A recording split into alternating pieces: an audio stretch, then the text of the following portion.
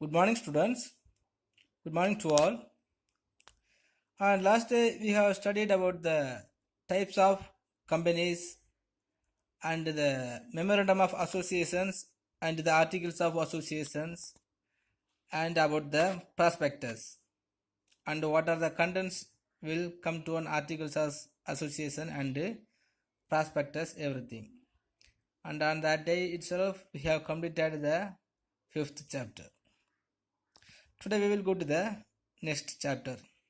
The another one type of form of organizations, the cooperative organizations.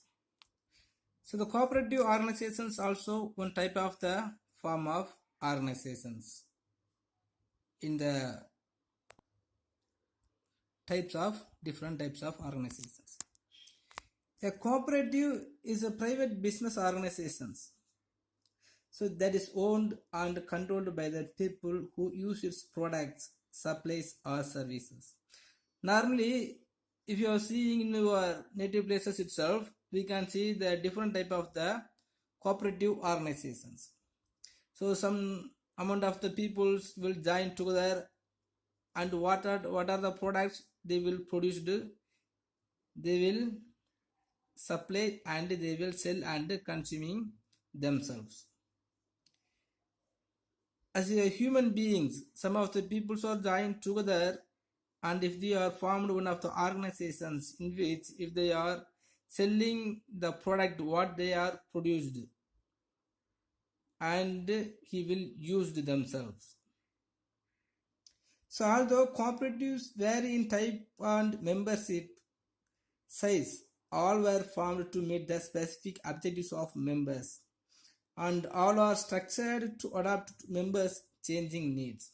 So wherever the form of organizations are considered as a private, so on the basis of the membership size, everything will form to meet the specific objectives of members, and the structured to adapt to members changing needs. Whenever their needs are going to change, on the basis of their changing, so the objective of the membership also will be changed. So normally the cooperatives are formed by individuals who coordinate among themselves to achieve vertical integrations in their business activities. Vertical integrations means, so on the step by step from the board of coordinators, managers and the chairman, after that the members, that is called the business vertical integrations of business activities. So cooperatives were useful for promoting the interest of the less powerful members of society. So normally the farmers, producers, workers and consumers found that they could accomplish more collectively than they could individually. Normally, if you want to conduct any one of the organizations which has more powerful one thing, as a single person it is not able to start. But some of the people are joined together, and if they are formed one of the organizations with the most powerful things, it is called cooperative organizations. So even though people have been working together for their mutual benefit throughout the human history, the cooperative form of business organization began during the industrial revolutions. Because after the industrial revolutions only, different type of the industrializations was arranged, and the cottage level industries, middle scale or small scale level industries was arranged. So on the basis of increasing the industrializations only, the cooperative section societies also had been increased. At first, the cooperative movement was started by Robert Owen in the year of 1844. He formed a consumer cooperative society in England with 28 workers as members. It was called as a Rockdale Society of Equitable Pioneers. This gradually led to worldwide movement of organizing. Cooperatives in various fields of economic activity such as credit, farming, marketing, processing, housing, transport, insurance, fisheries, poultry, dairying, etc. The main objective of the cooperative movement was to bring solace and comfort to the needy persons by pursuing common economic interest through cooperative trading. Profit is not a main objective. So the objective of the cooperative society is bring the solace and comfort to the needy persons by pursuing common economic interest. So those who all have the common economic interest, it will join together and bring the solace and comfort. Next, the definitions of cooperative organizations. So the cooperative is a form of organization in which the persons voluntarily associate together as human beings on the basis of equality for the promotion of the economic interest of the persons. If some of the people are joined together and if they want to expose their economic interest, they can join together as a human beings and they can expose their equality for the promotion of the economic interest. So next, the principles of cooperations. So in these cooperative societies or the cooperative organizations also has some of the principles. So what are the basic principles are there in these cooperative organizations mean? First one is voluntary and open membership. In these cooperatives are voluntary organizations open to all people able to use its services and willing to accept the responsibilities of membership without gender, social, racial, political or religious discriminations. Without any of the discriminations such as gender, social, racial or political, so those peoples are able to use its services and willing to accept the responsibilities. Everything also became as a membership. So there is no one will force the members and no one will is pulled down from anywhere. So if the peoples voluntarily want to join as a membership, they can join as a members and they can produce, and if they want to produce they can supply to the same cooperative societies, and if they willing to accept all the responsibilities if any, they can take the responsibilities also. Next, democratic member control. So in this cooperative organization, how the member was going to control mean on the basis of democratic way. So the cooperatives are democratic organizations controlled by their members, those who buy the goods or use the services of the cooperatives, who actively participate in the setting policies and making decisions. So the members always will be controlled by the democratic way by their members and those who buy the goods or use the services. Sometimes, so the member always will be controlled each others. Otherwise, some of the members will be actively participate in their setting policies and making decisions or making the rules and regulations on the basis of the democratic way. Okay, so all the members also will be controlled by the member itself in the democratic way. Next, members' economic participations.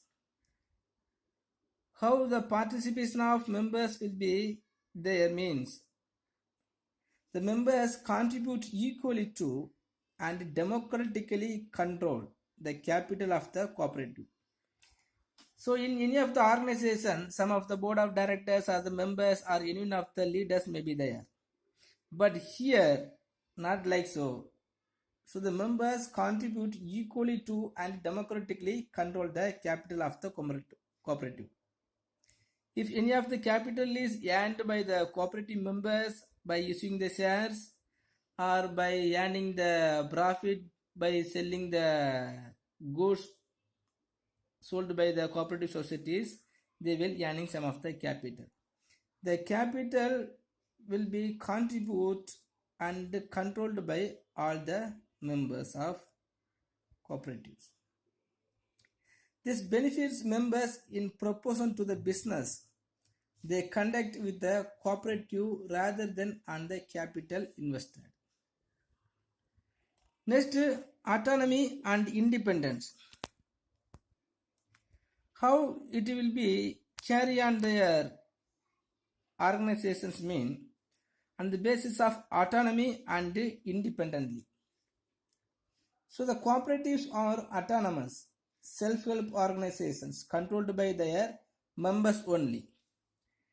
Because without any government interventions, by the members only, their day-by-day activities will be carried on. And the cooperative societies also will have no need of independent others organizations.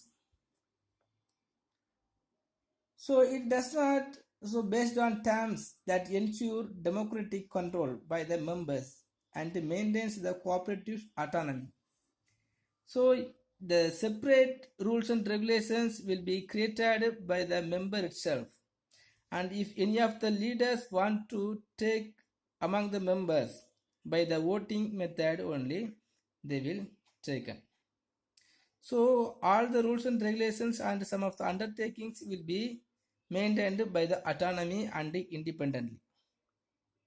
So the members and this organization has no need of being depending on any other government organizations. Next, education, training and informations. So the cooperative provide education and training for their members. If the members are not having the sufficient level of the educations, the cooperative societies will provide the education facilities. And if the people are being in need of some training to conducting the efficient work on day-by-day activities, the cooperative society itself will be arranged for that. So the elected representative manages and employees so they can contribute effectively to the development of their cooperatives. So the members also inform the general public about the nature and the benefits of cooperatives. How the achievements are going to reach the public means. So all the members also inform the general public about the nature and the benefits of cooperatives. When they are doing like so without making any of the advertisement and making the expenditures, so the public can knows about the nature and the benefits of cooperatives. Next, cooperation among cooperatives. Cooperation among cooperatives. So the cooperatives serve their members most effectively and strengthen the cooperative movement by working together through local, national, regional and international structures. So the cooperative method also serves their members most effectively. So when they are doing like so, they strengthen the cooperative member movement by working together through local, national, regional and international structures. Because so many of the branches will be located throughout the world or throughout the nations. Okay, so all the peoples are doing the same work together. The cooperative or the unity will be arranged among the cooperatives or the members of the cooperatives. Next, concerns for community. So while focusing on members' needs, the cooperatives work for the sustainable development of communities through policies and programs accepted by the members. So when they are doing some of the work for improving their economic conditions, in the same time they are providing, they are focusing on the cooperatives for the sustainable development of communities. So where they are located,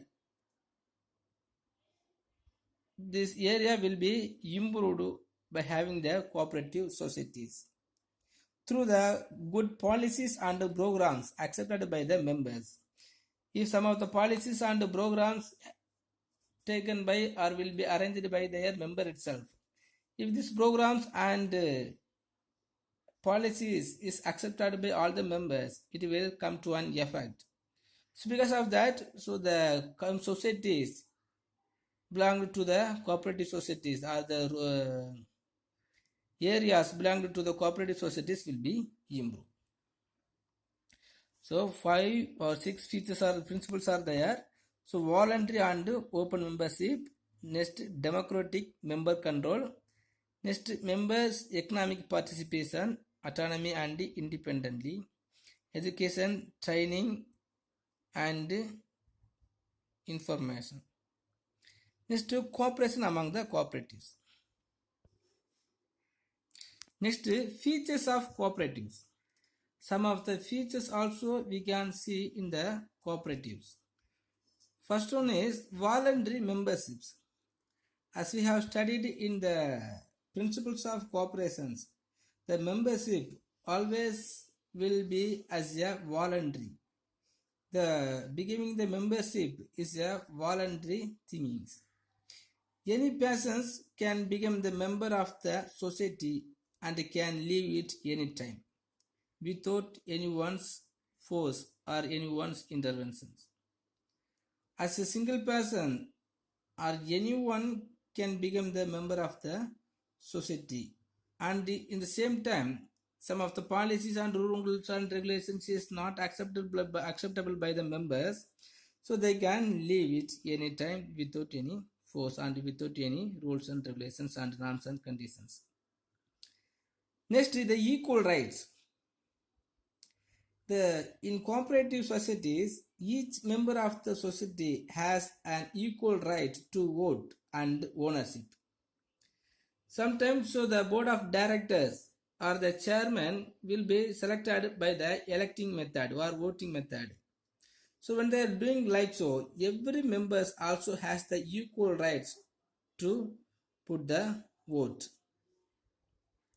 And if they want to become the ownership, every membership also has one of the same rights. Next, each shareholder has one vote.